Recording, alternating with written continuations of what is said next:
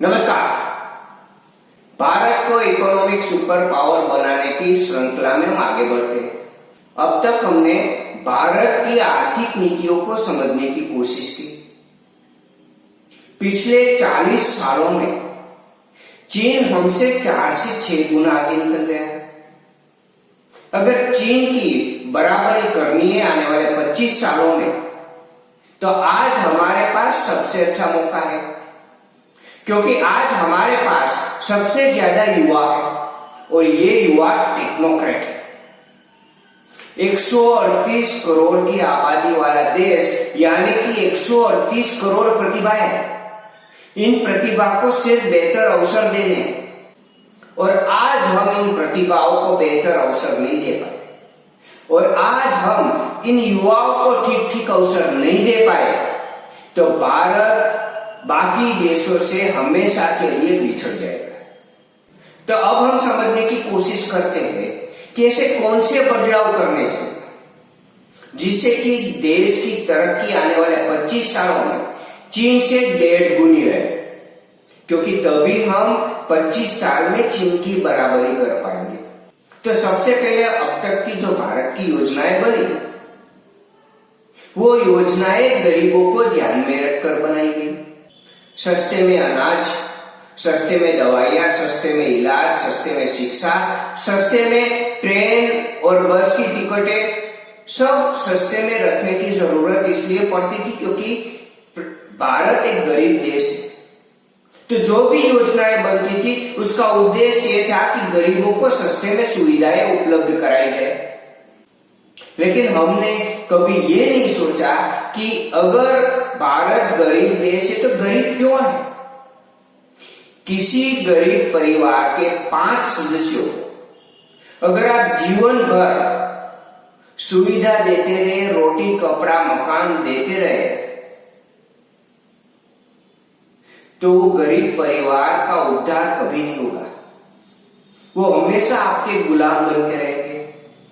लेकिन अगर उस परिवार के किसी एक सदस्य को कमाने के अवसर दिए जाए, उसको इतना काबिल बनाया जाए कि वो अच्छे रुपये कमा सके, तो उस परिवार का उद्धार हो जाएगा। आने वाले 25 सालों में हमारी आर्थिक नीतियों का उद्देश्य होना चाहिए कि युवाओं के लिए बेहतरीन अवसर पैदा हो सके। आज एक भारतीय की प्रति माह आय 12,000 रुपये है। अगर हम उसको 10 गुना बढ़ा सके और प्रति माह आय 1,20,000 हो गई, तो गरीबों के लिए योजनाएं नहीं बनानी पड़ेगी।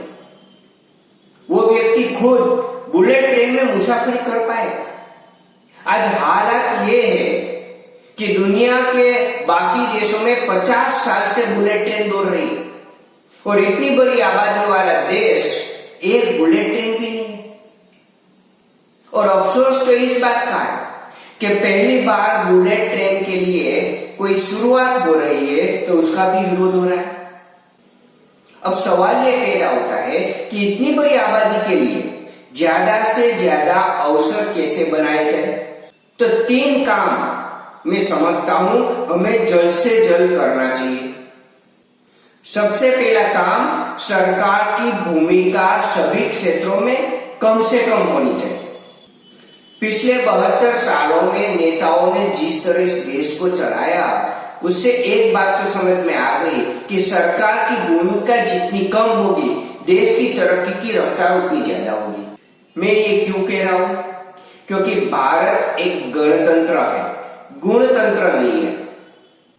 भारत का शिक्षा मंत्री बनता है, उसको शिक्षा के क्षेत्र में कोई अनुभव नहीं है।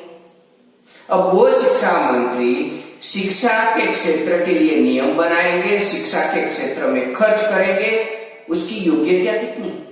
और फिर नेताओं का उद्देश्य चुनाव जीतना होता है, और भारत में हर साल चुनाव आते हैं, तो भारत के संसाधनों का, भारत की संपत्ति का उपयोग ज्यादा से ज्यादा चुनाव के लिए होता है। तो ऐसे हालात में मैं समझता हूं सरकार का हस्तक्षेप सभी क्षेत्रों में कम से कम होना चाहिए। सरकार की भूमिका कम की जाए और निजी क्षेत्रों को खोल दिया जाए। सरकार को बस इतना ही करना है कि ऐसे नियम बनाए जाए कि निजी क्षेत्रों को कारोबार करना बहुत ही आसान हो और उनके बीच एक स्पर्धा का माहौल बने। किसी भी निजी क्षेत्र में मोनोपोली किसी को ना मिले, बस इतना ही देखना है। सरकार को और कुछ नहीं करना चाहिए।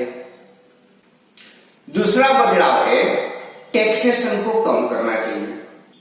भारत के भूतपूर्व वडाप्रधान राजीव गांधी ने एक बार कहा था कि अगर सरकार 100 रुपये गरीबों के लिए खर्च करती है तो गरीब तक 15 रुपये पहुंचते।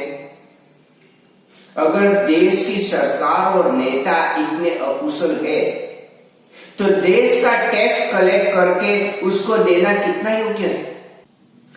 आपकी कंपनी में कोई कर्मचारी इतना कुशल है कि अगर आप उसको 100 रुपये देते हो तो वो 80 रुपये का नुकसान कर देता है, तो क्या आप उस कर्मचारी को पैसे दोगे? अगर सरकार गरीबों के लिए योजनाएं बनाती है और उस 100 रुपये में से सिर्फ 15 रुपये गरीब तक पहुंचता है, 85 रुपये का नुकसान हो जाता है, तो ऐसी स्थिति में सरकार को टैक्स कलेक्ट करके इतना सारा रुपया देना कितना योग्य है? तो सबसे पहले कर प्रणाली में क्रांतिकारी बदलाव करने चाहिए। और तीसरा, भारत में व्यापार करना बहुत ही कठिन है। अगर आपको होटल भी खोलना है तो एक होटल के लिए 40 सरकारी विभागों से एनओसी और लाइसेंस लेने पड़ते हैं। भारत में सबको चोर मानकर नियम और कानून बनाए जाते हैं।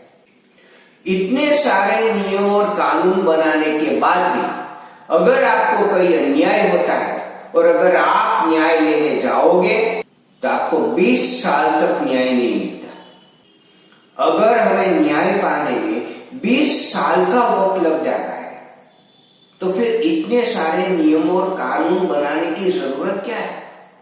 तो मैं समझता हूं रूल्स और रेगुलेशंस को बहुत ही कम करने की जरूरत है। तो फिर से मैं रिपीट करता हूं, हमें 3 काम करने हैं। एक, सरकार की भूमिका सभी क्षेत्रों में कम से कम होनी चाहिए। दूसरा, टैक्सेशन को कम किया जाए। और तीसरा, रूल्स और रेगुलेशंस को बहुत कम करना चाहिए। निजी क्षेत्र के लिए कारोबार करना इतना आसान किया जाए कि कोई भी प्रतिभाशाली युवा किसी भी क्षेत्र में तेजी से आगे निकल सके। मैं मानता हूं इन विषयों पे गहन चिंतन करने की जरूरत है। अगले वीडियो में हम भारत की कर प्रणाली में ऐसे कौन से क्रांतिकारी बदलाव करने चाहिए जिससे कि देश की तरक्की को रफ्तार मिल सके, उसके बारे में बात करेंगे। वीडियो में दिए गए विचारों के बारे में आप अपने कमेंट्स जरूर लिखें। वीडियो देखने के लिए धन्यवाद।